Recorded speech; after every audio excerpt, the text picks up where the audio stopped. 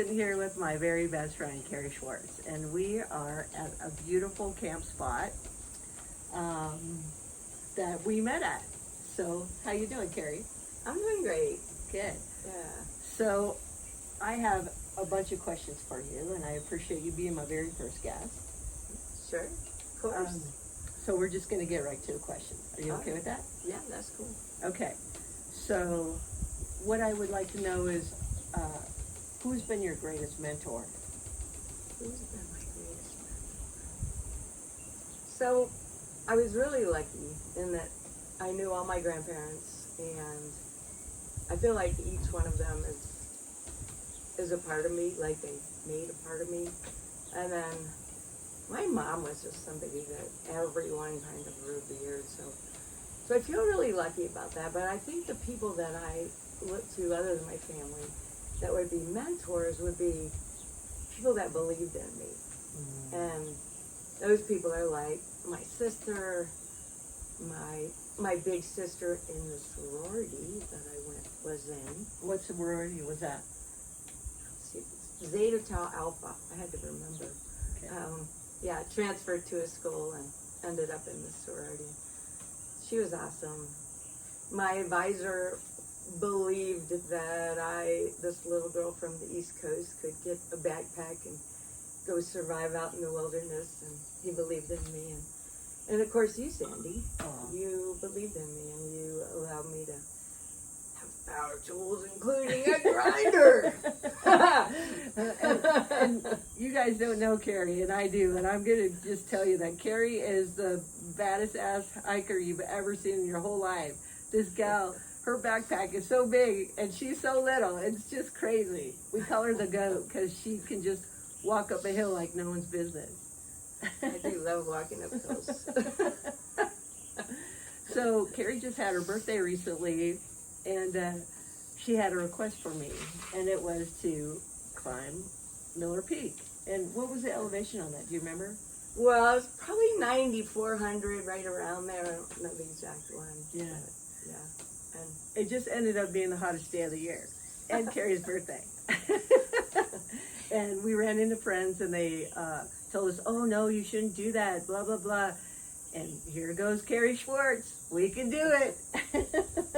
And you went too, and we did it. That's right. We did do it. Kerry's a badass. I'm just telling you. Okay, so this great segue. So, what words would you use to describe yourself? I think I try really hard to be a person of integrity. Mm-hmm. Like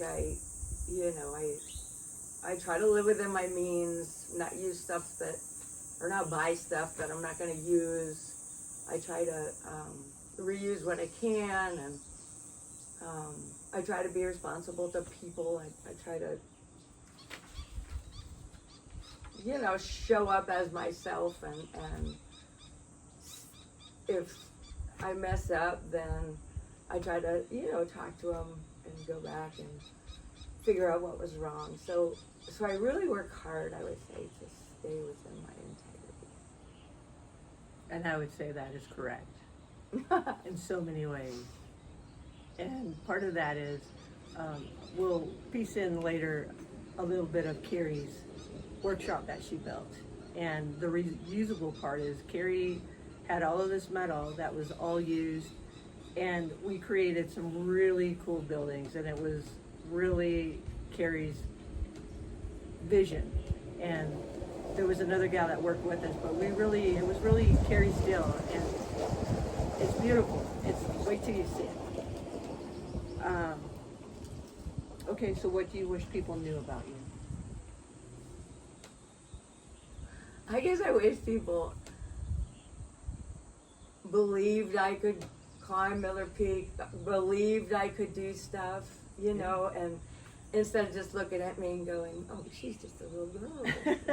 So I guess that's the biggest thing. Yeah, and I would agree with that. And I'm telling you what, nothing inspires Kerry more than someone telling her, "Oh, you can't do that," because I've seen her do it many a time. You're probably right about that. Let's see. Okay, if you could give your younger self advice, what would you give what advice would you give? If I could give my younger self,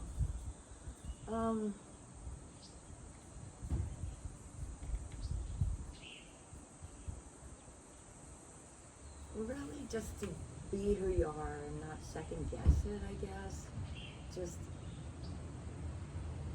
allow yourself to be goofy or nerdy or whatever it is, and just own it and be okay with it. I think that, trying to be somebody else is what we do half our lives, and then, we finally learn, I guess. Yeah, I think that's interesting because I find that when I am trying to be somebody I'm not, I'm always disappointed later. Like, oh, why did I act like that? Or why was I acting so weird? Or yeah, exactly. Oh man, I hate that little hamster wheel afterwards. You mean the one up here? Yeah, exactly.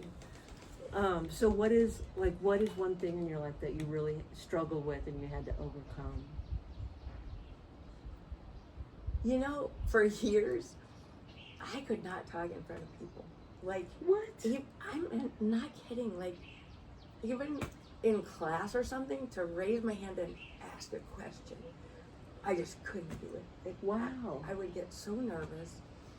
And so I think it took me till after I was 30 years old to really get to the point where I could, I can talk to you here one-on-one or 4 people, but if I'm in a meeting or something like that, I just could never do that.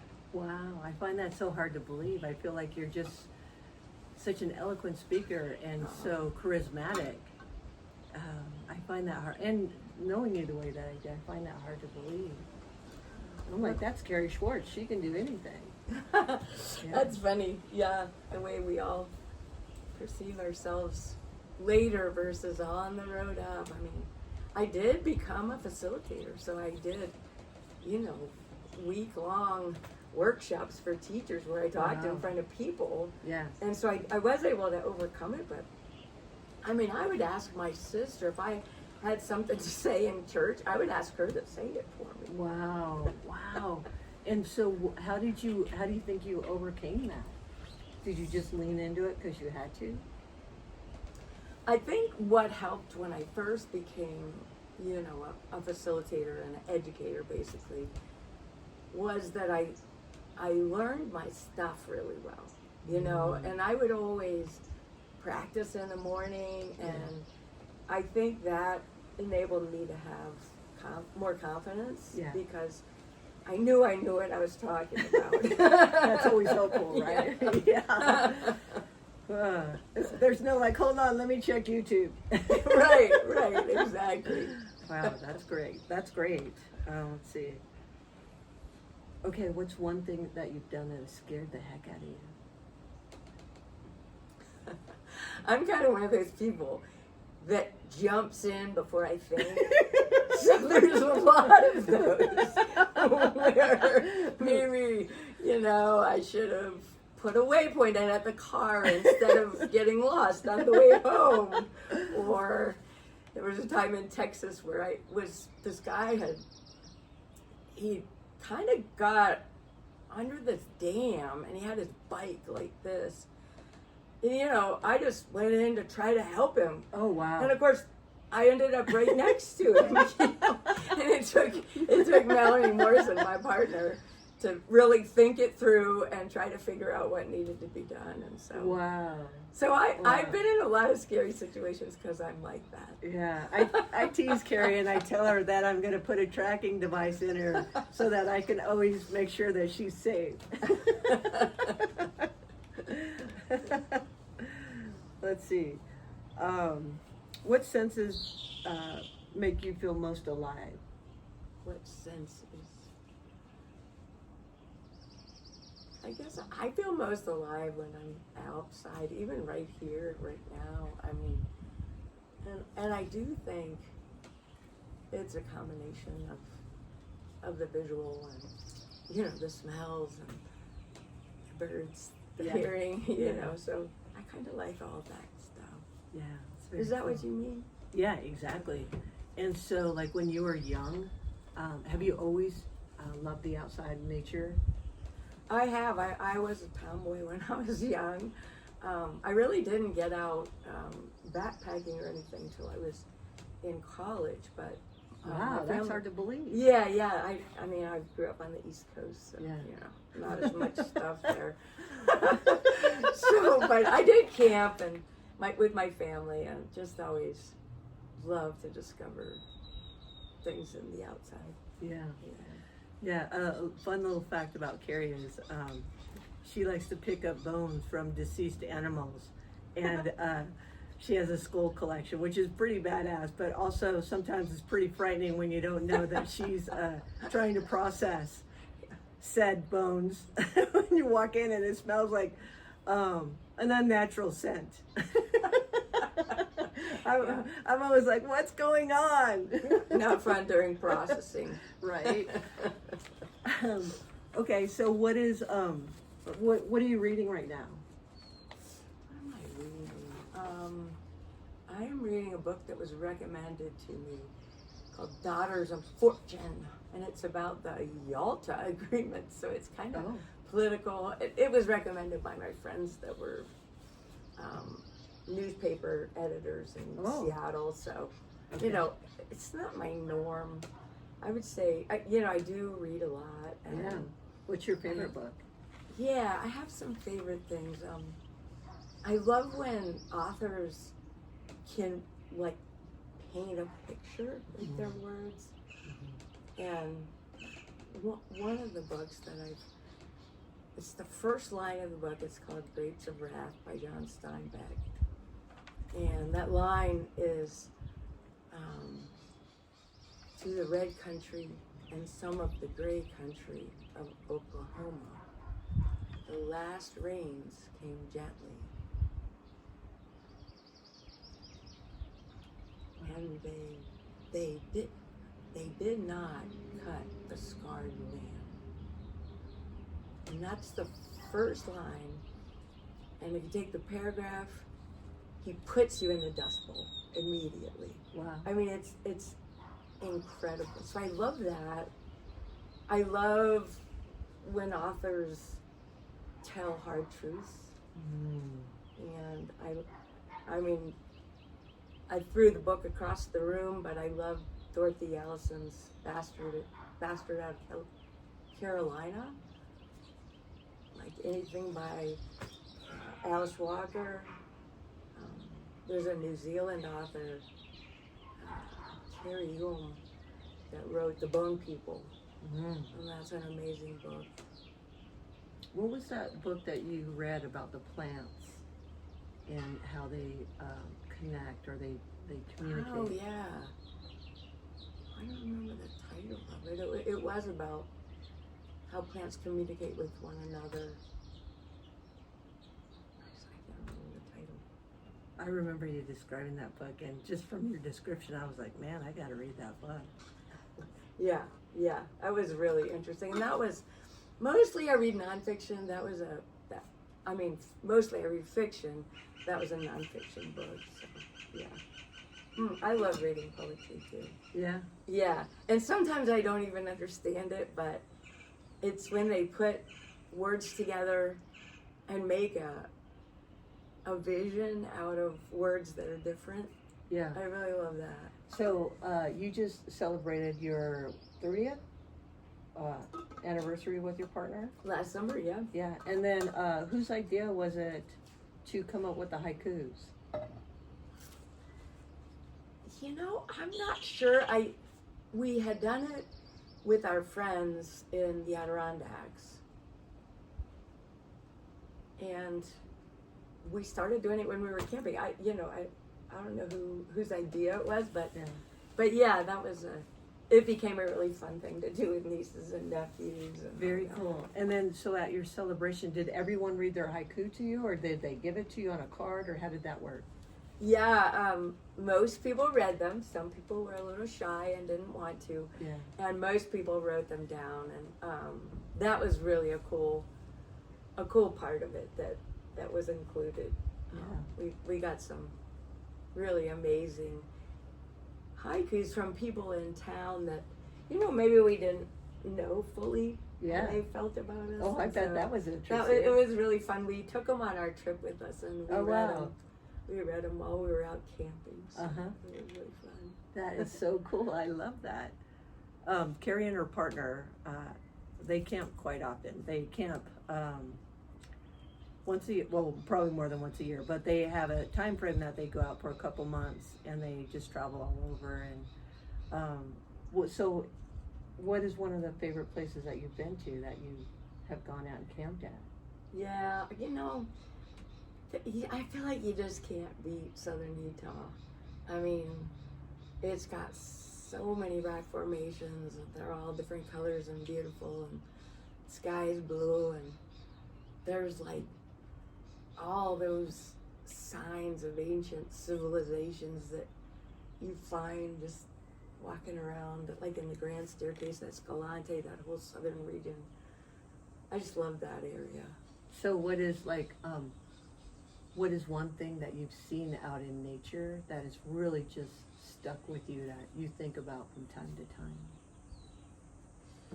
Well, it might be because I just mentioned it, the ancient civilizations, but when we were in Butler Wash and there's nobody, we saw nobody on the roads. It's a long road and you kind of hike in. You don't really have good directions. You hike in a mile or 2 miles and you're kind of struggling through brush. And when we did that, and then we just saw this cliff dwelling that was totally intact. Below it was a spring. Oh my There gosh. were potsherds all over the ground. Like, it was like we had discovered it. And Wow. I'll never forget that. I mean, it was clear that we were privy to a sacred place. Wow. It was really cool. Yeah.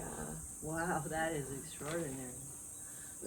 We've rafted the Grand Canyon a number of times, and I feel like that's. And I say the Grand Canyon, but only rafting. Yeah. Because it's kind of a struggle to go up and down. But I really like the idea of going through the geologic layers on a raft, and that's kind of what you do, all the way down to Phantom Ranch, and then you start coming up again. I watched a program one time, and it said that the Grand Canyon is the only place on the planet where you can actually see all the different like time spans. Yeah. It's like a storybook as you go down the river. That is really crazy. It's crazy fun. Like, I'm addicted to that. I've done it 3 times. And you said your partner Melanie is she becomes one with the river. She does. She's not as much of an outdoor person as I am. She loves music, so she's doing other things. But when she goes on a river trip, that's, you're 12 days down there, it's like she's all gritty and she's dirty and she does not care. She just sits there on the beach and tells stories. Like. Wow. Well, Melanie will be a guest on this podcast as well, and she does have some great stories to tell. A few that we ask her to tell quite often because she's such a great storyteller. Yeah, exactly. Let's see. So, okay, I think we probably covered that one. What is a morning or evening ritual that really helps you stay grounded? Yeah, it's funny you mentioned Melanie because they both have to do with Melanie. So I really love that we get up and have our coffee together, and that's kind of our time to read, catch up on the world, I guess, and then the same in the evening. We really try to have dinner together, and that time to catch up after our days feels really special to me too. I can imagine. I mean, for lesbians, 30 years is like lifetimes. And, I feel very fortunate to have Kerry and Mel in my lives. And, I have other lesbian friends that have been together for a very long time. And, it's truly inspirational. And what role models, to watch them all navigate their relationships. And, I mean, Kerry and Mel, holy cow, I can't even tell you. They don't make any big decision without the counsel of the other, which I'm just blown away by. I first of all, I think, wow, that's a really good thing to do. And, you know, the way that I've seen relationships go, that's never happened before. So I'm very grateful for that nugget of knowledge, you know, to help me in my own relationship. Let's see. So, share a funny story. Like any just random funny story that you can think of. Funny story. You always have to go with the one that pops up, right? Yeah. I think a lot of funny stories aren't funny at the beginning. You know, it's like a moment of crisis, right? Yeah, yeah, because you're pissed. Yeah. So I am the person that gets the permit for our backpack trip every single year. We go to Aravaipa, and this is our third year. We were going with our nephews, and somehow I spaced, or no, I know how it was. We were going back and forth on the days, and I had already put them in my calendar, and I messed up the permit. Anyway, we got a text from Brett saying we're on our way on Sunday morning, and I thought we were going on Monday morning. Oh my God. And so, oh my gosh, I went into a tailspin and, you know, ended up speeding on a dirt road and getting a rock hitting my windshield. Oh my gosh. And then the sky, I was almost there. It was like a mile to where they were parked. You go through 9 water crossings, right? We were through most of those. And there was this guy stopped in the middle of the road. And I'm like, what is going on? So I'm waiting. And he looks like he's looking out his window and, I don't know, looking at something with his binoculars. And then he starts going forward. And then he stops again. And I'm getting ready to get out and say, you know, can I get by? And he slams it in reverse and comes roaring back towards me. Oh no. Yeah. Oh So, my God. I mean, I almost got, it's way out there. I almost got in an accident a mile from my family. So it's very funny now, but none of it was funny at the time. Oh, what was he doing? He said, I didn't see you. I Oh my thought I gosh. was alone. Wow. Did you honk or did you back up? What did you do? I did not have time to honk. If I had honked, instead of backed up, he would hit me. Oh my God. So I slammed it in reverse too. Yeah. And somehow he didn't hit me. Wow. So yeah, I think, you know, that story will stay in our family forever. The time Aunt Kerry forgot when we were supposed to go. On the trip that you invited everyone to go on to? On the backpack trip. It reminds me of a story from my childhood when my family and my grandparents went to our cousin's house on the wrong day. Oh no. My grandmother had set it up, and the house was a pigsty. There were like chicken bones under the table. Oh no. And so how horrific for my cousin. Oh my you know? God. So I feel like, you know, those stories, those funny stories always start with something horrifying. Oh yeah. But that never left my family. Like, that story has been told for years and years and years. Oh my God. I would die. Oh, Yeah. yeah. That'll teach you. Keep your chicken bones out from under your table. Right? Oh my God. Yeah. Well, I think that we've answered pretty much all our questions. Yeah. Right. So Excellent. what I would like to know is there some advice or something that you would leave for the viewers? You know, some kind of message that you would like the world to know or hear? Yeah. I didn't think about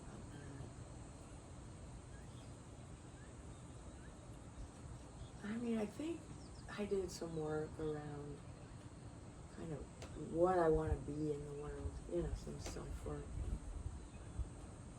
And what I came up with is I want to be connected to people and connect them to the learning. And I think right now what I'd say is that I try to do in my life, and is just do that, connect, but bring joy to that. And I would say bring joy to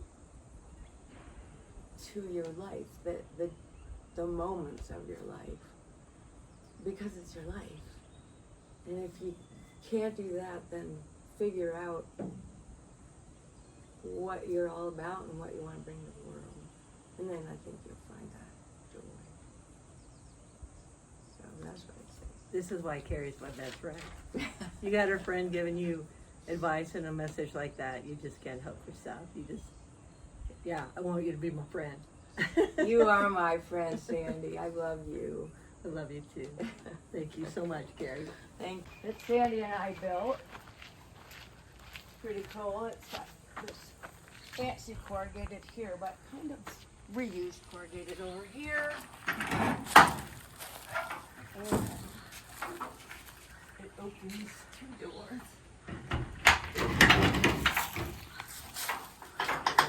And we got the workbench and tools. And the coolest thing is we were able to make a back door, which is pretty stuck right now. I won't open it yet, but it allows us to use this vise and then use wood this way. So, sorry, my shed's a little underused at this moment, but it's, fully built by Sandy and I. And what we did is we built this wood frame outside and then built the frame up first and then put the corrugated on. We got a window too. And then we did the roof. Oh, and before all that, we did the pavers.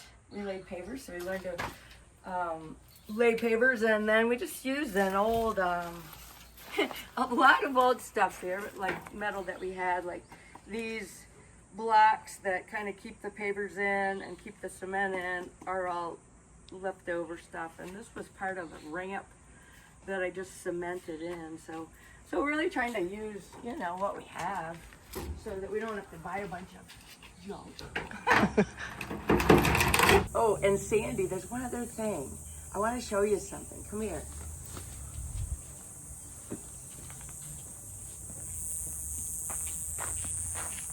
Of course, there's my beautiful. Holy cow! Wow! What do you Whoa! think? With the vertebrae and everything, that is Four-pointed. crazy. Wow! Can you see it on there? She wasn't kidding about the bones.